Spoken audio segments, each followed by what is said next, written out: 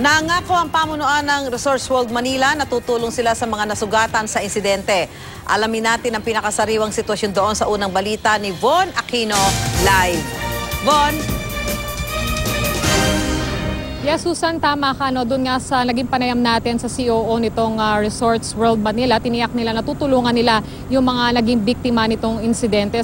Samantala, tuloy-tuloy naman yung operasyon ng Bureau of Fire Protection dito sa Gusali. Binasag na ng mga bombero yung salamin ng Resorts World para mapasingaw yung usok sa loob na idinulot ng sunog. Ayon kay NCRPO Chief Oscar Albayalde, contained naman daw yung apoy. Nakuna naman ng ating kamera ang isang babae na nilalapatan ng paunang lunas ng mga medical team. Pero sa ngayon ay wala pa tayong pagkakakilanlan doon sa babae na dinala na sa ospital.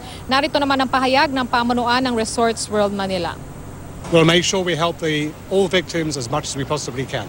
What I can confirm to you at this time is that 30 individuals